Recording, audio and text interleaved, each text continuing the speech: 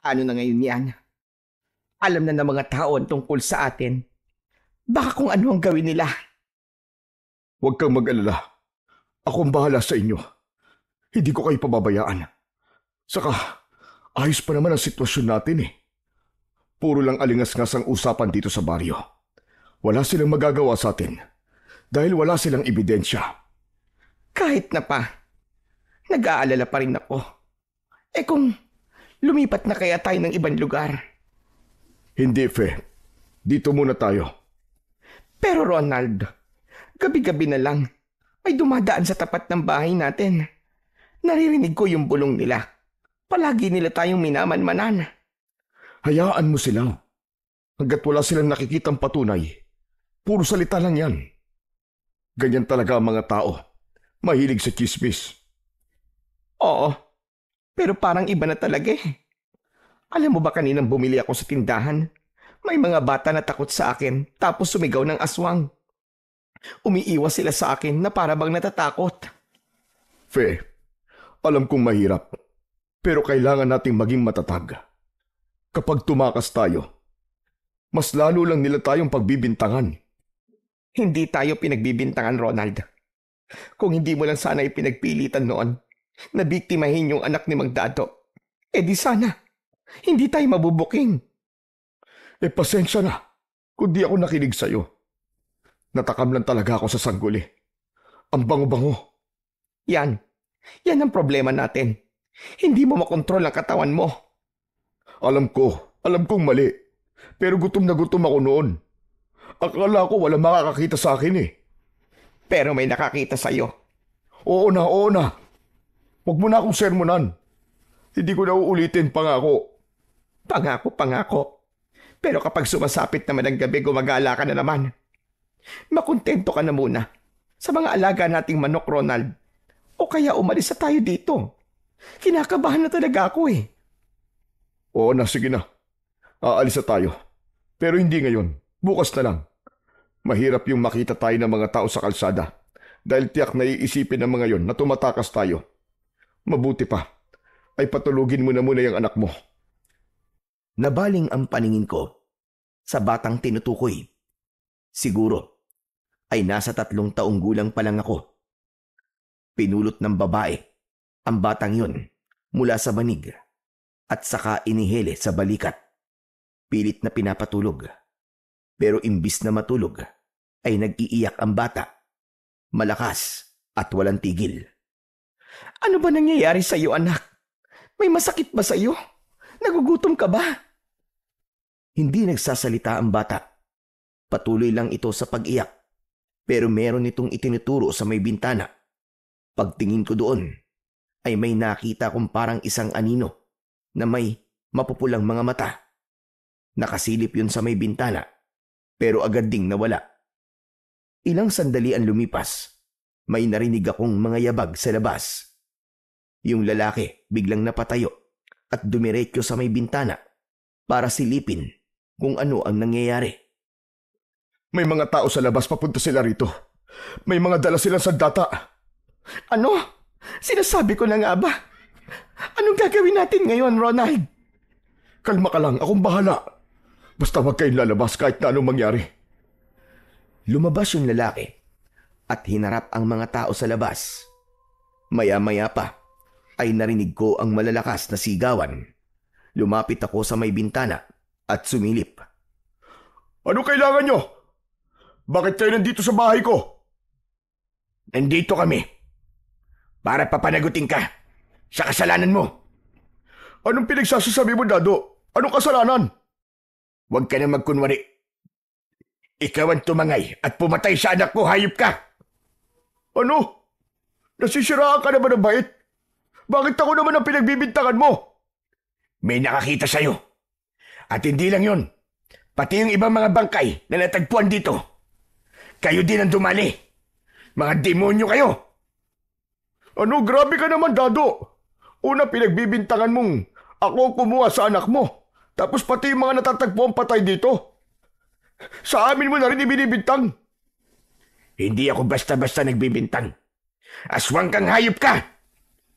Nagkakamali ka, hindi ako aswang. At wala kaming kinalaman sa lahat ng ibinibintang mo. Lahat ng yan ay kasinungalingan. Hayop ka. Hindi ka pala aswang, ha? Hetong sa'yo! Mabilis ang mga sumunod na pangyayari. May inihagis na kung anong pulbos yung lalaki. Biglang umusok ang bahagi ng kanyang katawan na tinamaan ng pulbos. Gawa yan sa pulbos ng itim na talaba. May kakayahan ito sunugin ang balat ng isang nagbabalat kayong aswang. Hinarap ni Mandado ang mga tao. Itinaas nito ang hawak na itak at nagsimulang sumigaw. Mga kasama! Patayin ang mga aswang! Isang lalaki ang biglang sumugod at sinaksak nito sa tagiliran si Mang Ronald. Wag! Ngunit walang nakinig. Muli sana siyang sasaksakin ng lalaki, pero biglang nagbago ito ng anyo. Naging isang malaking nilalang na balot ng balahibong itim. May pangil, may mahahabang kuko at namumulang mga mata. Susugurin sana niya ang mga tao, pero si Mang Dado, hinarap niya ng buong tapang ang mga kalaban. May inusalitong isang orasyon na nakapagpatigil sa aswang. Parang hindi ito makagalaw. Doon, sinugod ito ng mga tao at tuluyang pinaslang. Biglang lumabas yung asawa nitong babae. Umiyak ito nang makitang patay na ang kanyang asawa. Ngunit dahil sa galit ng mga tao, pinatay din nila ito. Yung mga tao, sinira nila ang pinto at pumasok sa loob ng bahay. Bigla kong naalala ang bata. Napalingon ako dito. Wala itong kamuwang-muwang sa nangyayari sa kanyang mga magulang. Iyak lang ito ng iyak. May isang tao na lumapit. Alam ko, may balak din itong sakta ng bata. Ngunit bago pa niya magawa yon, ay pinigilan siya ng leader nila. Huwag mo nang katayin yan. Mamamatay din naman yan dahil susunugin natin siya kasama ang kanyang mga magulang. Nanlaki ang mga mata ko sa narinig. Bigla akong kinilabutan. Nakatitig lang ako sa eksenang yon na para bang nanonood ng pelikula. Gusto kong tumakbo. Gusto kong sumigaw, pero hindi ko magawa. Gusto ko nang magising, pero wala. Nandoon pa rin ako hanggang sa sinimulan na ng mga taong yon na sunugin ang bahay. Isa sa kanila ang nagtapo ng sulo sa bubong. At sa isang iglap, kumalat ang apoy. Lumapit ako sa bata. Iyak ito ng iyak. Gusto ko siyang iligtas, pero hindi ko siya mahawakan. Unti-unti nang nilamon ng apoy ang buong kabayan. Hanggang sa may tumamang nagbabagang kahoy sa balikat ng bata. Napasigaw ako ng malakas. Humingi ng tulong, kahit alam ko namang walang makakarinig. Ramdam ko yung init at sakit. Parang ako mismo yung nasusunog. Hindi! Tama na! Tulong! Tulong! Ilang sandali pa ay parang dininig ang aking paghingi ng tulong. May isang nilalang na pumasok sa bahay. Lumapit ito sa bata at tinulungan itong lumabas mula sa nasusunog na bahay. Pagkalabas ng nilalang sa nasusunog na bahay, doon unti-unting naglaho ang paligid. Ang apoy, ang sigawan ng mga tao, pati na ang iyak ng bata. Biglang naimulat ko ang aking mga mata. Bigla ako natigilan. Ang mga eksenang yun pala ay panaginip lang. Napatingin ako sa paligid. Nakita ko si Tatay Ismael na nakatayo sa tabi ng aking higaan. Nag-aalala ang kanyang muka. Anak, mabuti naman at gising ka na. Kanina pa kitang ginigising. Sigaw ka ng sigaw habang natutulog. Tay, nanaginip ako na may nasusunog na bahay. May bata, may pamilya, tapos may mga taong galit na galit. Ano ka mo? Hindi kita maintindihan, Iya. Ano ba sinasabi mo? Huminga ako ng malalim. Pilit kong pinakalma ang aking sarili upang maayos kong masabi ang aking panaginip. Tinignan ko si Tatay Ismael at saka ako nagsimulang magkwento. Tahimik lang siyang nakinig. Nang matapos ako, ay nakita kong bahagya siyang napailing. Akala ko ay habang buhay nang maitatago ang pangyayaring yun, Iya. Pero mali pala ako. Hindi ko akalaing ipapaalam sa iyon sa pamamagitan ng panaginip. Ano po ba kasi yun? Bakit ganun? Bakit parang totoong-totoo? Mukhang oras na nga talaga para malaman mo ang katotohanan. Ano po yun? Anong katotohanan? Ang panaginip na yon ay hindi lang basta panaginip. Dahil yon ay alaala ng nakaraan mo. Ano po? Alaala? Ang mga aswang na pinatay sa baryong yon ay ang mga magulang mo. At yung bata, ikaw yun, Esperanza. Nabigla ako. Hindi ako makapaniwala sa aking narinig. Anong sinasabi niyo? Ibig sabihin, hindi niyo ako anak? Hindi kita anak, Esperanza. Ako lang ang nagligtas sa iyo mula sa naglalagablab na apoy. Hindi. Hindi totoo yan. Patawarin mo ko, Iya. Kung itinago ko sa iyo ito sa loob ng halos 20 taon. Bakit niyo inilihim sa akin to? Bakit kayo nagsinungaling? Ayoko lang na masaktan ka. Ayoko mabuhay ka sa takot o galit. Gusto ko lang na maging normal ang buhay mo, Iya. Pero tatay naman, may karapatan ako malaman yun. Karapatan kong malaman kung sino talaga ako. Oo, alam ko. Masakit din sa akin na itago ito. Pero sa tuwing nakikita kitang masaya habang lumalaki, natatakot ako. Ayokong sirain yon, Esperanza. Natigilan ako. Tinignan ko siya. Seryoso ang kanyang muka. Pero parang may itinatago pa din. Ano po ba nangyari nun? Bakit sila pinatay? Totoo ba na mga aswang sila? Hindi sila mga aswang. Walang kasalanan sa kanila ang mga magulang mo. Ano? Hindi ko maintindihan eh. Ang sabi mo, bahagi ng nakaraan ko ang panaginip na yon. Tapos ngayon sasabihin mo na hindi sila aswang. Tay, nakita ko kung paano nagbago ang anyo ng tatay at nanay ko sa harap ng mga tao. Kaya nga sila pinatay eh. Tapos sasabihin mo hindi sila mga aswang. Hindi talaga sila aswang. Huwag mong paniwalaan lahat ng nakita mo sa panaginip mo. Iba ang panaginip sa realidad. Kung minsan, kung ano-anong imahe ang ipinapakita niyan dahil sa takot mo o kaya naman ay dahil sa trauma. Pero nakita ko mismo, nagibangan nyo nila. Naging parang halimaw. Paano nyo ipapaliwanag sa akin yun? Bata ka pa noon, Iya. Takot na takot ka. Umiiyak ka habang unti-unting natutupok ang bahay ninyo. Habang nagkakagulo ang mga tao. Posible talagang halo-halo na yung nakita mo. Halo-halo? Pero bakit ganun? Parang totoong-totoo. Makinig ka, anak. Hindi lahat ng naaalala natin mula sa trauma ay eksakto talagang nangyari. Minsan, gumagawa ng sariling kwento ang utak para punan yung mga bahagi na hindi natin nakita. Nakita mo lang siguro yung mga sinasabi ng mga tao at kung ano ang ginagawa nila habang sinasaktan ang mga magulang mo. Kaya naisip mo na nagbago sila ng anyo. Tay, sigurado ka ba? Oo, hindi sila mga aswang. Hindi sila mga halimaw.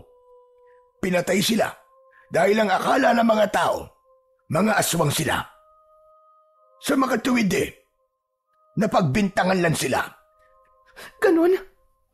Dahil lang sa maling bintang, kaya pinatay nila ang tatay at nanay ko? Tama ka, Esperanza. Pinatay sila ng ganun lang? Dahil sa maling akala? Pinatay sila dahil sa takot. Dahil sa kasinungalingan, wala silang awa. Kung may kakayahan nga lang ako na bumalik doon, gaganti talaga ako. Alam mo bang pati pamilya ko ay pinatay din nila? Parehas lang tayo, Esperanza. Nauna nilang pinatay ang asawa at mga anak ko dahil sa kaparehong dahilan din. Ang pagkakaiba lang, ako, ama sila ng hinala. Pero yung mga magulang mo, wala silang kasalanan. Anong ibig mong sabihin? Natama sila ng hinala. Alin? Isa kong aswang, Esperanza. Ano? Pero huwag kang matakot. Hindi kita sasaktan. Napayuko ako. Sinulyapan ko ang nanginginig kong mga kamay. Hindi ko alam kung matatakot ba ako o maiinis sa mga revelasyon niya tungkol sa akin, tungkol sa kanya, at sa mga nangyari noon. Nakita kong tumulo ang mga luha niya nang hindi siya tumitingin sa akin. Bakit niyo po ako iniligtas? At bakit mo ko inampon? Dahil ba sa awa? Hindi, Esperanza. Hindi lang yun dahil sa awa. Iniligtas kita dahil naisip ko ang mga anak ko. Wala ako nang pinatay sila. Hindi ko sila nailigtas. Kaya habang inilalabas kita sa nasusunog na bahay, ang nasa isip ko noon ay ang mga anak ko ang inililigtas ko mula sa apoy. Sa pagkakataong yun ay nakaramdam ako ng awa sa kanya. Nakita kong nanginginig siya habang umiiyak. Hindi ako nakapagsalita. Noong karga kita palabas ng bahay, pakiramdam ko noon, para bang sila ang hawak ko. Parang nabigyan ako ng isa pang pagkakataon para itama yung mga hindi ko nagawa noon. Kaya kita inampon. Kasi nung gabing yon, hindi lang buhay mo ang sinagip ko, kundi pati na yung natira sa konsensya ko. Tay, pinalaki kitang tunay kong anak, Esperanza. Dahil sa'yo, nabawasan ang pangungulila ko sa aking mga anak. Huwag mo sana akong kamuhian, Esperanza, dahil sa hindi ko pagsasabi sa'yo ng katotohanan. Sana, huwag mo naman akong iwanan. hindi ko alam kung ano dapat kong maramdaman ngayon. Parang gulong-gulo ang utak ko. Naiintindihan ko, anak. Hindi madaling tanggapin to. Pero sana ay wag mo naman akong katakutan. Tay, hindi ako natatakot sa inyo. Sa katunayan nga, ay dapat pa ako magpasalamat dahil sa lahat ng mga nagawa niyo para sa akin. Salamat dahil binuhay niyo ako. Salamat, iniligtas niyo ako. Utang ko sa inyo lahat. Kaya lang ano? Kaya lang ano, Esperanza? Tay, masakit po sa akin na malaman yung nangyari kina nanay at tatay. Gusto ko silang bigyan ng hustisya dahil pinatay sila dahil lang sa maling paratang. Hustisya para sa kanila? Nako, Iya. Yan din ang gusto kong gawin matagal na. Talaga ho? Bakit hindi niyo po ginawa? Ano kasi? Hindi po kayo makasagot, Tay. Bakit nga po? Hindi ko nagawang bigyan ng hustisya ang pamilya ko. Dahil hindi ganun kasimple yun, anak. Dahil kung halimaw ako, mas halimaw sila. Wala silang awa. Wala silang patawad. Sa madaling salita, naduwag ka. Siguro nga tama ka, anak. Duwag ako. Pero noon kasi, mag-isa lang ako.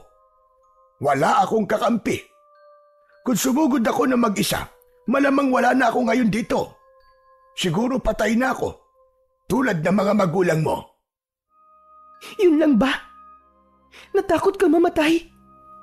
Kung ganun, ay makasarili ka. Puro sarili mo lang ang iniisip mo. Hindi totoo yan, Esperanza. May dahilan kung bakit hindi ako nagiganti. At ikaw yun. Tumigil ako dahil natakot ako para sa'yo. Maliit ka pa noon. Wala kang kakayang mabuhay ng mag-isa, anak. Kaya kailangan kong huminto. Kailangan kong alagaan ka, anak. Naiintindihan ko na po. Pero tay, ngayon may kakampi ka na. Pwede na natin silang harapin. Pagbabayarin natin sila sa mga nagawa nilang kasalanan sa atin noon. Kung sino man silang mga demonyo sila. Yan ba talaga ang gusto mo? Sige, hindi kita pipigilan.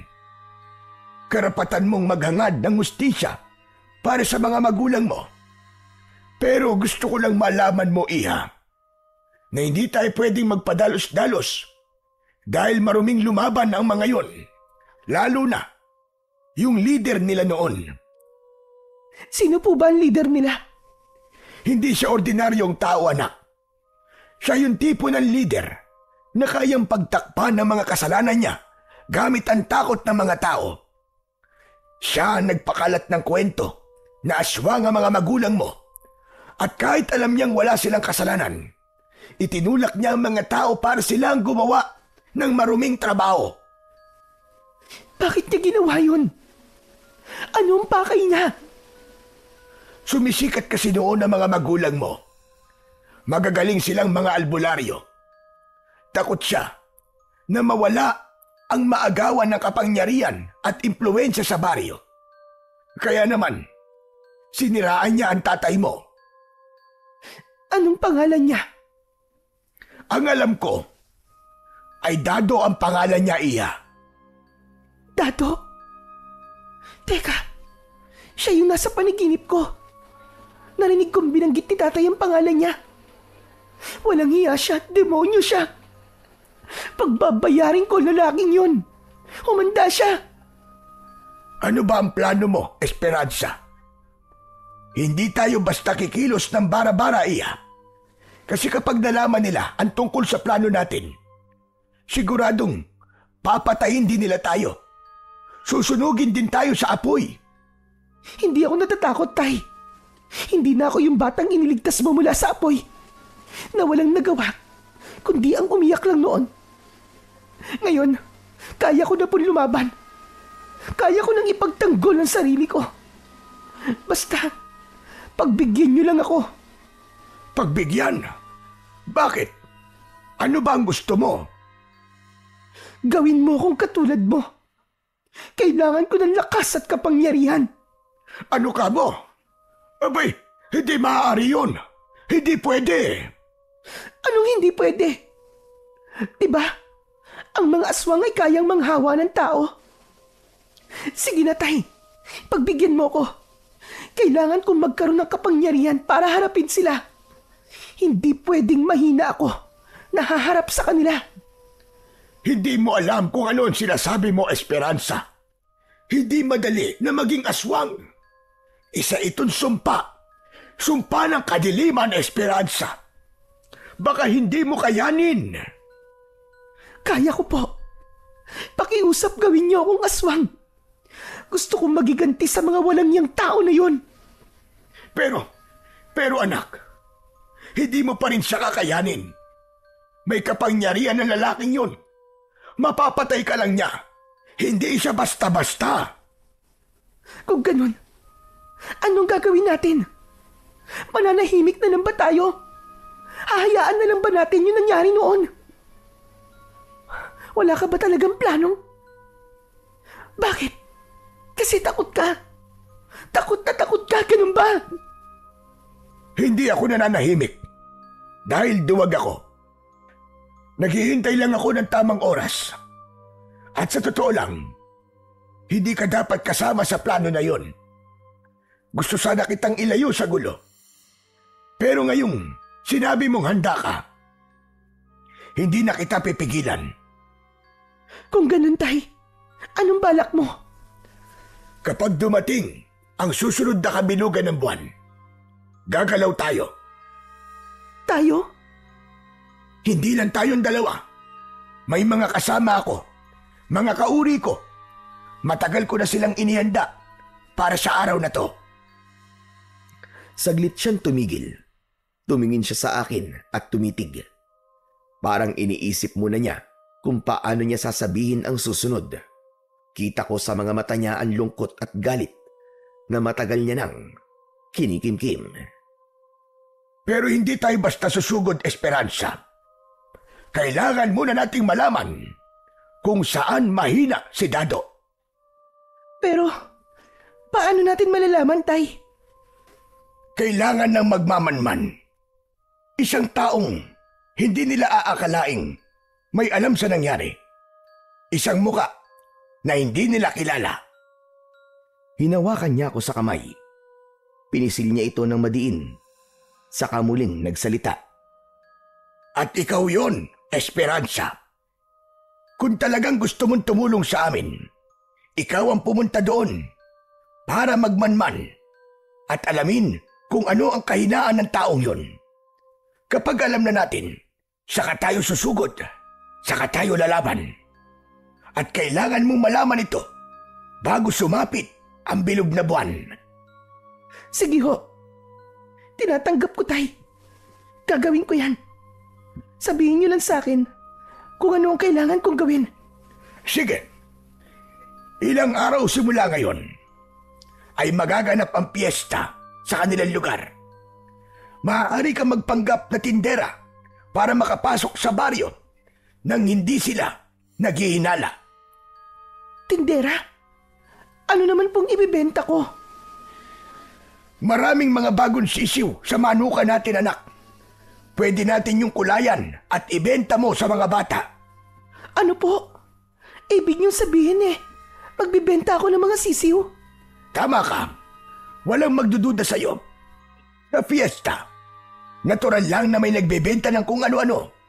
Mas madali ka makapagmamanman kung magpapanggap kang isang simpleng tindera.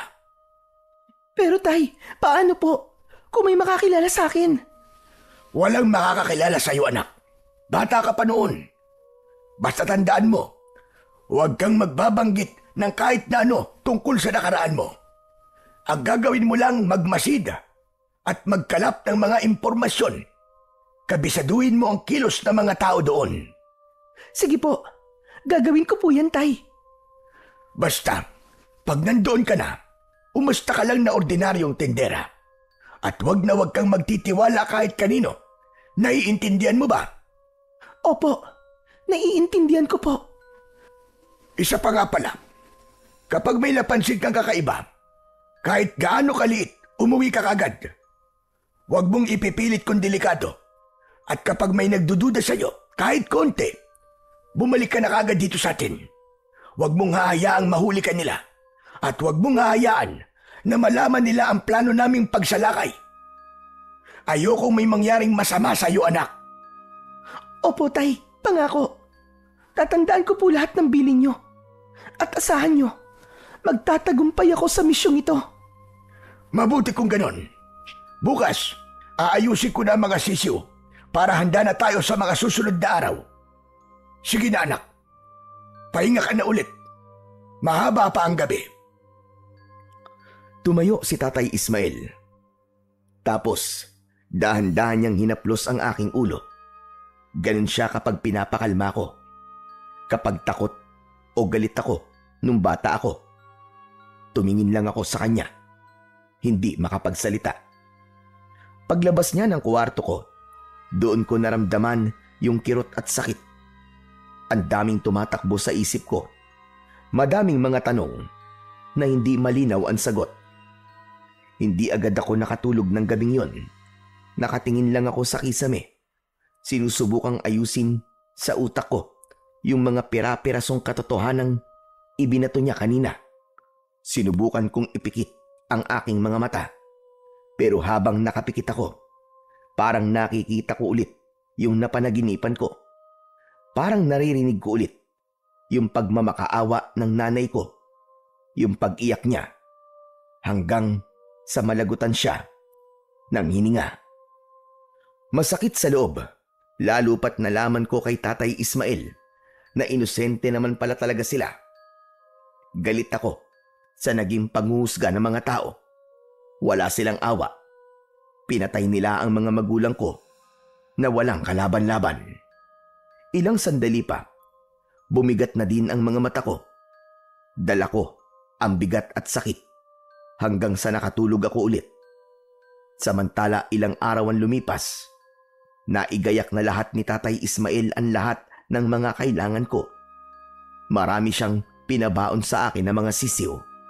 Lahat sila nakulayan ng iba't ibang kulay. Nakaayos sila sa isang kahong gawa sa kawayan. May maliliit na butas para makahinga. May kasama ring maliliit na kulungan na gawa din sa kawayan para kung sakaling may bumili ay may mapaglalagyan ako ng mga sisiw. Anak, mga bata ang targetin mong pagbentan. At sa mga bata ka din magtanong. Sa kanila ka kumuha ng mga impormasyon tungkol sa taong hinahanap natin. Hindi magdududa sa iyo ang mga yon. Mas madali mo silang mauuto. Nang handa na ang lahat, umalis na ako ng bahay. Medyo kinakabahan ako nang sumakay ako ng tricycle. Pilit kong pinapakalma ang sarili ko. Ilang sandali pa ay nakarating na ako sa baryo. Sa bungad pa lang ay makikita ang mga makukulay na banderitas. Malalakas din ang tugtugan. Totoo ang sabi ni Tatay. Fiesta nga. Maraming tao. Marami ring mga nagtitinda ng kung ano-ano. Bumaba ako sa may plaza. Naghanap ako ng magandang lugar para doon pumwesto. Doon ako sa may tabi ng basketball court. Ate, magkano po yung mga sisiw? Nagulat ako nang biglang may nagsalita sa tabi ko. Paglingon ko ay nakita ko ang isang bata. Sinisilip niya yung mga sisiw sa kahon. Ano? Wala akong masabing presyo. Nakalimutan ko palang tanungin sa tatay ko kung magkano ko ibibenta ang mga sisiw. Wala talaga akong ideya. Ate! 5 piso. Oo, 5 ang isa. Grabe, ang mahal naman yan, ate. Sa kabila, 2 lang yan eh. Ano? Anong 2? Hoy, lugi naman ako dun, no? Sus, paanong lugi? Eh di naman totoong colored yung mga manok na yan. Kinulayan mo lang yan eh. Pa-epek mo lang sa mga bata. Para bumili. Mandaraya ka. Uy, grabe ka naman. Pero, ano namang masama kung kinukulayan sila, di ba? Para cute. Saka, hindi ako nandadaya, no? Sus, hindi daw nandaraya. Eh bakit yung binili ko nung 1 taon, ilang araw lang, naging dilaw. Tapos nung lumaki, hindi naman pink. Bigla akong natawa sa ekspresyon ng batang paslit na yon. Pinigilan ko ang tawa ko. Ang seryoso kasi ng mukha niya. Na para bang ako ang may kasalanan kung bakit lumaking hindi pink ang alaga niyang manok. Ano ka ba? Natural lang yun, no? Pag lumalaki na mga hayop, nagbabago din. Parang sa tao. Di ba? Nagbabago din naman ang katawan at minsan, pati nga itsure. Nagbabago kapag malaki na. Kaya yung manok mo, hindi talaga forever na parang cotton candy yun. Eh bakit hindi nyo sinasabi kagad? Akala ko talaga magiging pink yung manok na yun paglaki. Pinagyabang ko pa naman sa mga kalaro ko. Napahiya tuloy ako. Talaga? Eh bakit mo naman kasi inaasahan na pink yung manok mo? Eh wala namang ganun sa mundo ah. Eh bakit ibinibenta nyo pink? Tapos may blue at orange pa nga eh. Para maging cute nga. Alam mo ba yung cute? Basta ate, mandaraya pa rin kayo. Nanluloko kayo ng mga tao. Naku, masama yan. Natahimik ako sa sinabi ng bata. Napatitig ako sa kanya. Tapos sa mga sisiw. Tama siya. Masakit mang aminin. Pero tama. Nandito ako sa baryo para manloko rin ng tao. Yun ang totoong pakay ko. Ilang sandali pa, nakaisip din ako ng isasagot sa kanya. Hoy, hindi yung pandaraya. Teknik ang tawag doon para makabenta. Iba ang pandaraya, no? Teknik. Magpinsan din yun eh. Napabuntong hininga ako. Dahil sa kakulitan niya, naisip kong buksan na lang ang kahon. Sige na nga, pumili ka na nga lang ng isa. Ibebenta ko sa'yo ng 2. Basta, huwag ka na lang maingay sa mga kapwa mo bata ah. Kasi 5 talaga ang benta ko sa mga yan. Namilog ang mga mata niya. Parang na-excite bigla. Lumapit pa siya ng kaunti at sumilip sa mga sisiw. Ate, hindi ba pwedeng libre na lang? Libre? Ang kapal mo ha? Sino nagsabi na namimigay ako? Mukha ka kasing mabait, ate. Akala ko mapagbigay ka. Saka, ang ganda-ganda nyo pa. Para kayong anghel. Hoy, ikaw ha? Huwag mo akong bulahin ha? Basta 2 ang isa. Ano? Bibili ka ba? Opo, bibili po ako. Humirit lang naman eh. Baka sakali na mapagbigyan. Pumili na siya ng isa. Yung kulay itim ang napili niya. Medyo napakunot ang noo ko nung makita ko ang sisiw na yon. Nung inaayos kasi namin ni tatay ang mga sisiw, wala akong nakitang kulay itim. Nagtataka man, ay kinuha ko na rin yun at inilagay sa maliit na lagayan. Iaabot ko na sana ito sa bata, pero may dumating na binata. Nakasuot ito ng maruming damit. Walang sabi-sabi nitong biglang binatukan yung bata. Ano na naman yan ha? Aray ko naman kuya. Bibili lang naman ng sisiw eh. Bakit pa nang babatok ka? Bibili. At saan ka kumuha ng pambili mo, Aber? Wala ka namang pera. May pambili naman ako eh. Ito na nga oh. Ibibigay ko na yung bayad ko kay Miss Ganda. Talaga? Biglang napatingin sa akin yung binata. Tapos ay bigla siyang natahimik. Nakita ko ang sandali niyang pagkatulala na para bang hindi niya inaasahan ang nakita niya. Medyo nag-adjust pa siya ng tayo. Parang nahiya sa itsura niyang dugyot. At doon ko lang napansin na gwapo siya. Yung tipong kahit madungis at pawisan, may dating pa rin. Medyo inayos pa niya ang magulong buhok bago nagsalita. Hello. Magandang araw, miss. Magandang araw din po. Naku, wag mo na akong pinupo. Bata pa ako, no? Baka nga halos magkaedad lang tayong dalawa eh. Wedi nga. Mukhang gusto mong diskartehan si ate ah. Hey, manahimik ka nga dyan. Mamaya kutusan kita eh. Naku, miss, pasensya ka na dito sa kapatid ko ah.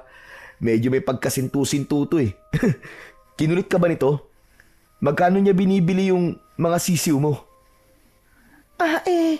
Tinawaran niya ng 2. Naku, sinasabi ko na nga be. Ikaw pati tong si Miss Ganda. Hindi mo pinatawad sa modus mong bata ka ah. Anong ibig mo sabihin? Paano kanya napapayag? Na 2 lang ang ibayad sa'yo kapalit ng sisiw. 10 pa nga yan sa kabila eh. Ha? 10? Oo. Bakit? Magkano ba benta mo? Natahimik ako. Hindi ko akalaing mauuto ako ng isang batang paslit. Napatingin ako sa kanya. Agad naman siyang ngumisi. Pagkatapos, biglang hinablot sa kamay ko ang sisiw na nasa lalagyan. Hinarap ko ang binata. Kapatid mo yun, di ba? Oo. Hindi pa kasi bayad yung kinuha niya eh. Ikaw ang magbayad nun. Walang problema, miss. Hetong 10. Nako, 5 lang ang sabi ko sa kanya. Hindi, okay lang. Sige, kunin mo na yan. 10 talaga ang presyo niyan. Baka malugi ka. Inabot ko ang pera sa binata. Pero pagdampi niya sa palad ko, parang biglang may naramdaman akong kuryente. Napasinghap ako ng bagya. Sobrang weird sa pakiramdam. Nagkatinginan kami. Agad akong bumawi at nagkunwaring nagulat lang. Uy, okay ka lang ba, miss? Oo naman. Sure ka? Oo. Tumango ako at di na sumagot. Nakita kong nakakunot ang noo niya. Ngayon ka lang napadpad dito sa amin, no? Anong pangalan mo? Ako si Esperanza. Esperanza? Wow, ang ganda naman ng pangalan mo. Bagay sa'yo. Bigla kong iniiwas ang tingin ko sa kanya. Nagkunwari akong inayos ang mga sisiw kahit maayos naman sila. Hindi ko alam kung bakit, pero ramdam ko ang biglang pag-init ng pisngi ko. Iniiwas ko yung mukha ko. Hindi naman ako madaling kiligin, pero ewan ko ba. Siguro, hindi lang ako sanay na kinakausap ako ng ibang lalaki, maliban sa tatay ko. Sige na, baka hinihintay ka na ng kapatid mo. Hindi ako hihintay nun. May sariling mundo yun eh. Siya nga pala, ako naman si Jericho. Diyan lang yung bahay namin oh. Tapat lang nitong plaza. Ngayon, Baka may kailangan ka. Pwede mo akong puntahan doon. Kami lang naman ang kapatid ko sa bahay eh. ano namang kailangan ko sa'yo? Ewan, baka lang naman. Napakamot siya sa batok. Halatang nahihiya. Hindi naman bawal mag-alok ng tulong, di ba? Hindi naman. Medyo natatawa lang ako kasi ang bilis mo mag-offer eh. Hindi mo pa nga ako kilala masyado eh. Pero parang close na kagad tayo. Naku, pasensya ka na. Kung ganun ang dating ko sa'yo ah. Ano lang kasi, basta. Mukha ka kasing mabait eh, saka maganda ka. Baka kasi maging target ka ng mga loko-loko dito. Kapag nangyari yon, huwag ka mahihiyang tawagin ako ah. Akong bahala sa'yo. Uminit ulit ang pisngi ko sa sinabi niyang yon. Hindi ko alam kung paano ko siya sasagutin. Kaya inayos ko na lang ulit yung mga sisiw. Dito ka lang naman sa pwesto na to, di ba? Oo, dito lang ako. O sige, babalik ako dito mamaya. Bakit? Bibili ka ba ulit ng sisiw? Hindi, babalik ako kahit wala akong bibilhin. Ganon? O sige na, uuwi na muna ako at magluluto muna ako ng pagkain namin. Ikaw, may pagkain ka ba? Gusto mo, dalang kita dito? Naku, wag na. May baon akong pagkain dito. Kaya wag ka na mag-alala sa akin. Hindi, bibigyan kita mamaya. Hindi, wag na. Ayoko. Hindi ko rin yung tatanggapin. Hindi ako tumatanggap ng pagkain mula sa taong hindi ko kilala. Ah, ganun ba? Okay, sige. Aalis na ako. Bye. Dahan-dahan na siyang tumalikod at naglakad palayo. Pinagmasdan ko siya. Hindi ko maintindihan kung bakit kinakabahan ako habang nakatitig sa kanya. At para mawala yon, ibinaling ko na lang ang buong atensyon ko sa pagtitinda. Okay, Esperanza. Kailangan mo mag-concentrate. Kaya mo to. Tumingin ako sa paligid. Naghanap ako ng malilipatang pwesto. Tinabihan ko yung isang matanda na nagtitinda din ng sisiw. Ilang sandali pa, may ilang mga bata na ang lumapit kasama ang kanilang mga magulang. Sa akin sila bumili. Habang abala ako sa pagbebenta, pasikreto kong nagmamasid sa paligid. Tinitignan ko ang galaw ng mga tao sa paligid. Yung mga bata, yung mga magulang nila, pati na rin yung mga matatanda. Naging mapanuri ako at pilit na inaalam kung sino sa kanila yung taong binabanggit ni Tatay Ismael. Pero hindi pala ganun kadali yun. Hindi pala talaga sapat na magmasid lang para matukoy kung sino ang leader. Kailangan ko talagang magtanong-tanong. Pero hindi ko yung ginawa sa unang araw. Baka kasi may makahalata sa akin. Matapos ang ilang oras na pagmamanman, umuwi na ako sa bahay. Naabutan ko si tatay na nasa kusina. Nagluluto ng aming hapunan. Abala ito sa paghahalo ng sabaw sa kaldero. Tumigil ito nang makita ko. Anak, kumusta ang unang araw mo? Ayos lang naman po, Tay. Ano, may nalaman ka bang impormasyon tungkol sa taong pinapahanap ko sa iyo? Wala pa po. Nag-obserba lang muna ako. Ayos lang yan. Hindi naman kita minamadali. Salamat po. Naisip ko kasi na kailangan ko pa rin mag-ingat. Hindi pwede na basta na lang ako magtanong sa mga tao. Baka makahalata sila na may iba akong pakay. Tama yan, anak. Naiintindihan ko. Kailangan mo talagang ingatan ang kilos mo. Tama lang ang ginawa mo na yon. Pero tay, ba't ganun? Bakit parang mababait naman ang mga tao doon? Mabait? Walang mabait sa baryong yon. Marunong lang silang magpanggap. Yung mga ngiting ipinapakita nila, pantakip lang yon sa tunay nilang pag-uugali. Kaya huwag kang basta magpapaloko. Tama po kayo. Nakita mo naman yung ginawa nila sa nanay at tatay mo, di ba? Masasama sila. Mga sakim. Mga walang awa. Palagi mong tatandaan na huwag maniniwala sa pagpapanggap nila. Huwag kang pauuto. Opo, tay. Mabuti. O siya, kumain na muna tayo para pagkatapos makapagpahinga ka na. Marami ka pang gagawin bukas. Sige po. Pinagsaluhan namin ni tatay yung niluto niyang karne na may sabaw. Agad akong sumalok at tinikman. Wow! Ang sarap nito ah! Anong karne nito, tay? Malambot, saka malinamnam. Espesyal ang pagkain na yan, Iya.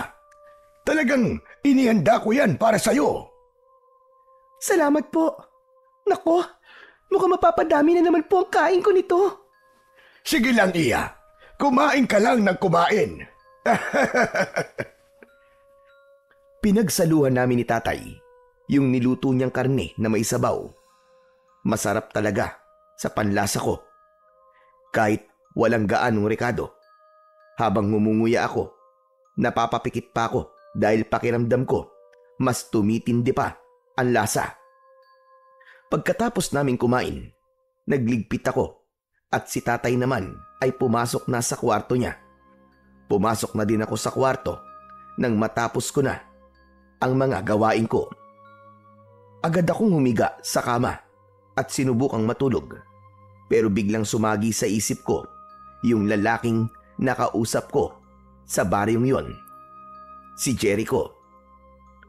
Hindi ko siya kilala at wala akong maalala na nagkita na kami noon. Pero hindi ko alam kung bakit parang pamilyar siya sa akin. Yung mukha niya, yung mata niya, at yung ngiti niya. Parang matagal ko na siyang nakita.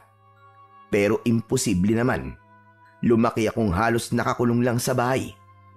Ang alam ko lang na lugar ay ang school at bahay namin ni Tatay Ismael. Ano ba to? Nakaka-bad trip naman. Pinikit ko ang mga mata ko. Pero kahit na anong gawin ko, sumisingit sa isip ko ang mukha niya. Sa bandang huli, napagod din ang isip ko. At ilang sandali ang nakalipas, dinalaw na din ako ng antok. Samantala, pagmulat ko kinabukasan, may marahang yumugyog sa balikat ko. Anak! Anak, gising na! Nakahanda na mga dadalhin mo sa baryo. Mag-ayos ka na para maihatid na kita ng maaga sa sasakyan. Sige po, tay. Paglabas ko sa kubo, nakita ko kagad yung dalawang malalaking kahon sa mesa. Narinig ko ang maihinang huni ng mga sisiw. Nilagay ko na ang mga sisiw. Ayos na mga yan. Nakulayan na rin sila. Saan po kayo kumuha ng madaming sisiw, tay? Yung iba dyan, mga alaga ko pa rin. Pero may ilan dyan na binili ko sa kaibigan ko. Kailangan mag-effort ako, anak, para makumpleto ang mga props sa pagtitinda. Para walang magduda sa'yo. Kahapon, tay, tuwan-tuwa po yung mga batang napagbentahan ko ng sisiw. Mura daw kasi. Mabuti naman. Kung hindi ka lang talaga pagdududahan kahit libre mo pang ipamigay lahat yan. Pero hindi pwede. Saka mo nalang ipamigay kapag alam mo na kung nasaan si Dado at makakalap ng impormasyon tungkol sa kanya. Umangat ang tingin niya sa akin. Seryosong seryoso ang kanyang mga mata. Pero anak, kapag nakita mo siya, Hayaan mo lang Huwag ka magpapahalata sa taong yon. Kailangan mo lang alamin kung saan nanggagaling ang kapangyarihan niya. Kunin mo at kapag nakuha mo na, saka kami sasalakay. Makukuha na natin ang hustisya, anak, para sa mga kapamilya natin. Tay, paano ko po malalaman kung saan nanggagaling ang kapangyarihan niya at kung ano po ang kahinaan niya? Parehas lang yan, anak. Kapag nakuha mo na ang bagay na nagpapalakas sa kanya, manghihina na yon panigurado. Basta, magmasid ka. Tignan mo kung may kakaibang bagay sa katawan niya. Kapag may nakita kang ganon, sundan mo. Kunin mo. Malinaw ba? Opo, Tay. Tatandaan ko po ang lahat ng yan. Samantala, nang matapos lahat ng mga dapat kong gawin, ay naghanda na ako sa pag-alis. At pagkalipas nga lang ng ilang oras, ay narating ko na muli ang baryo. Medyo maaga pa, pero may ilang tindera na ang nakapwesto. Naghanap ako ng ibang lugar kasi yung pinuwestuhan ko kahapon ay may iba nang naroon. Wala akong makitang magandang lugar, maliban sa lilim ng isang malaking puno na nasa harap mismo ng bahay ni Jericho. Wala akong choice, kaya doon na lang ako pumwesto. Doon ko inayos ang mga kahon, pati na ang ibang gamit ko. Hindi pa ako tapos, ay agad nang nagsilapitan ang mga bata sa akin at nag-uunahan na silang bumili. 3 sa mga batang yon ay nakabili sa akin ng itim na sisiw. Seryoso ba talaga si tatay sa paglalagay ng mga itim na sisiw sa paninda ko? Ay nako, mabuti na lang at may ilang bata na gusto ng itim. Samantala, ilang sandali ang lumipas. May batang dumaan sa harap ko. Nang makita niya ako, agad siyang tumigil sa harap ko at kinausap ako. Uy ate, dito ka pala nagtinda? Oo. Wala na kasi ako mapwestuhan dun eh. At meron ng katabi yung matandang tindera. Naunahan ako. Naunahan? Nako, talagang inunahan ka doon ate. Alam mo ba, narinig ko kanina, nag-uusap-usap sila. Yung nakapwesto ngayon doon, tinawag nung matandang nagtitinda din ng sisiw. Ayaw ka daw niyang katabi kasi di na daw siya nakabenta eh. Lugi daw siya sa'yo. Ha? Sinabi niya yun? Pero wala naman akong ginagawang masama sa kanya. Nagtitinda lang naman ako. Ewan ko ba doon sa matandang yon? Alam mo ba, nagalit na galit siya. Ha? At bakit naman siya magagalit sa akin? Pare-parehas lang naman kaming nakikiamot ng lupang mapipwestuhan na. Yun na nga eh. Pero gets ko naman kung bakit matumal ang benta niya eh. Ang mahal-mahal kasi na sisiw niya. Kaya nga, tapos ako ang sisisihin niya. Pero di bale, hayaan na natin. Bahala siya. Matapos naming pag-usapan ang matandang tindera ng sisiw, nakita kong sumilip sa kahon si Buknoy. Tapos ay tumingin siya sa akin. Tapos ay napabuga siya ng hangin. Hay, salamat. May itim na sisiw. Bakit? Pagbilan mo nga ako ulit, ate. Ano? Gusto mo pa ng isa? Hindi ba't nakakuha ka na sa akin ng isa kahapon? Opo. Kaya lang, yung sisiw ko patay na. Ha? Bakit naman namatay? Si kuya po kasi, galit na galit kagabi. Pinatay niya yung sisiw ko. At sa sisiw niya binaling ang galit niya? Ang totoo niyan, ate. Sa akin siya galit. Wala na daw po kasi akong nagagawang trabaho. Puro na lang daw po yung sisiw ang inatupag ko. Kaya ayun, bigla niyang inagaw sa akin yung sisiw at inilagay sa apoy. Grabe naman yun. Kasalanan ko naman po eh. Anong kasalanan mo? Hindi Mali yung ginawa ng kuya mo. Kung galit siya, dapat hindi niya dinamay yung sisiw. Ano bang laban nun sa kanya? Pero ate, sabi ni kuya, kailangan daw talaga niyang gawin yon. Hindi ako sasang-ayon doon. Pagmamalabis sa hayop ang ginawa niya. At hindi yung katanggap-tanggap. Pero ate, alam ko nalungkot ka ng sobra sa ginawa ng kapatid mo. Pero hayaan mo, bibigyan na lang kita ulit ng bago. Pero ate, wala na akong pera eh. Okay lang. Libre ko na to sa'yo. O hayan, kunin mo na. Basta promise mo ha. Aalagaan mo na yung mabuti ha. Salamat ate. Pangako, aalagaan ko na ito mabuti. Hindi lang yan ang dapat mong gawin. Dapat sa susunod, maging masipag ka. Tulungan mo ang kuya mo sa mga gawain sa bahay. Para kapag inaway ka niya ulit at pinatay ulit niya yung sisiw, sabihin mo sa akin kagad ha. Ako ang kakausap sa kanya.